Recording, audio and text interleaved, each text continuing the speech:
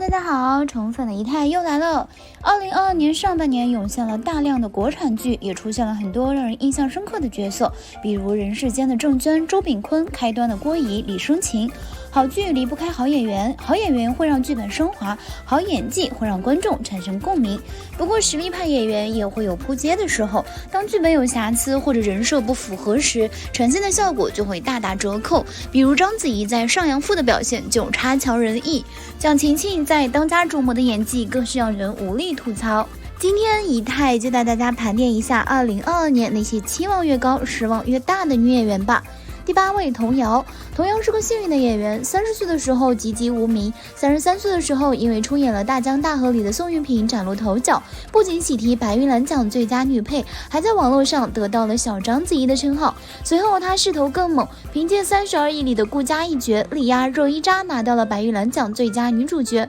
可这一连串的辉煌恰恰掩盖了她演技上的不足。去年在《叛逆者》里她的表演已经看着有些吃力，而在今年的新剧中她的演技短板更是暴露无遗。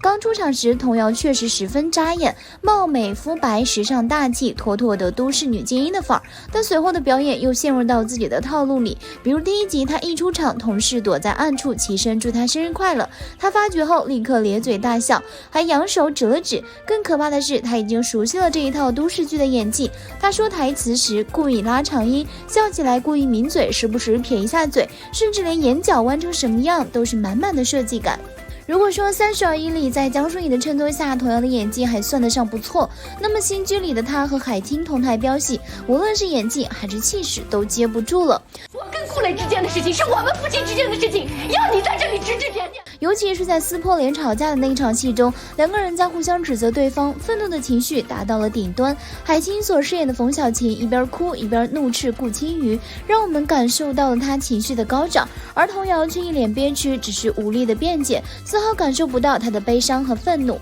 童瑶在新剧中的哭戏也都不尽人意。我对你说明明他演的宋运平和顾佳都很出彩啊，怎么换个角色就翻车了呢？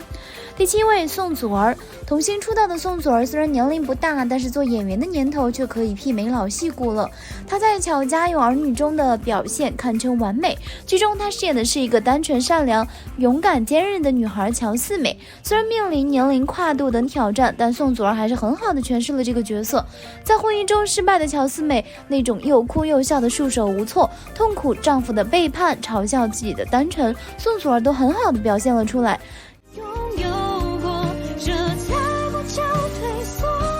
这样堪称满分的表演让很多人都相信宋祖儿可以演好每一个角色。然而她和黄子韬合作的《才不要和老板谈恋爱》却扑了街，在剧中她变成傻白甜的人设，和霸道总裁谈起了恋爱。可能因为人设没有挑战性，她的表演也平平无奇，甚至还犯了小花们普遍存在的瞪眼睛翻白眼的问题。青春，我前男友回来了。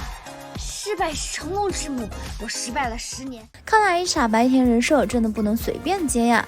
第6位陈钰琪。提起古装剧女神，陈钰琪算一个，她的古装造型总是深入人心，无论是在《锦绣未央》还是《倚天屠龙记》中，她的形象都清新脱俗，即便是配角也有艳压主角的气势，因此呢也被称为新一代宅男女神。除了造型，陈钰琪的演技也可圈可点，在香蜜中她饰演的流云公主就让人印象深刻。我已经想好了，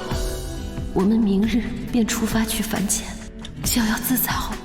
然而同样是古装剧，在《镜双城》中，陈钰琪却让我们失望了。她饰演的白英是一个外柔内刚的女孩，陈钰琪的长相本来就比较英气俊俏，因此她也可以很好演绎英姿飒爽的女孩和活泼开朗的女孩，而对性格寡淡柔弱的角色人设却难以演绎成功，并且陈钰琪的演技也有所退步，在面对心爱的人时目光稍显呆滞，在发表激情澎湃的讲话时肢体语言十分僵硬，虽然是角色需要，但总是愁眉苦脸，把丧字写在脸上，让人看着很憋屈。看来即便是有出色的演技和长相，也要选择适合自己的剧本呀。第5位高圆圆。高圆圆在《倚天屠龙记》中饰演的周芷若堪称经典，在搜索中的演技也很不错。不过和赵玉婷结婚后，女神就很少出来营业了，直至今年凭借《完美伴侣》重新回归。这部回归作一下子又引起了观众的热议，许多人都表示非常期待女神的表演。然而复出后的高圆圆演技没有进步，反而退步了。看完后大家都表示美还是美的，但不会演还是不会演的。剧中高圆圆的人设是一个职场上呼风唤雨的女霸总，然而她的性格本来就很温婉，因此在出演这一角色时，无论是台词还是动作都显得过于温柔，即便是吵架也像在心平气和的讲道理，台词方面也不尽人意，经常出现吞字口齿不清的情况。不过高圆圆还是非常有自知之明的，在接受采访时也表示自己的确没有演技天赋，我作为演员的天赋是有限的，看来要想摆脱花瓶的称号，女神还是要继续努力啊。第4位景甜，凭借司藤再度翻红的景甜喜提人间富贵花的新称号，各大媒体纷纷争先恐后的采访，尤其是她和张彬彬从剧中到剧外的 CP 吸引了不少人。到了流光之城，景甜也是民国旗袍造型，期待值拉满。不过这次她的扮相不但没有收获好评，整个剧还以失败告终。剧中的服装过于老气，掩盖了少女的灵动，再加上景甜的演技也欠佳，不知道是不是因为顶着人间富贵花的称号，景甜的偶像包袱过重，全剧表情都很收敛，和男主毫无 CP 感，完全像是姐弟。一起跳舞时，大甜甜的四肢还有点僵硬，仿佛全身都在抗拒。最惨的还在后面，男主许魏洲在剧中的人设是恋爱脑，没想到剧外也是。流光之城还没有播完，他就宣布了婚讯，导致许多女友纷纷弃剧，景甜也因此受到了牵连。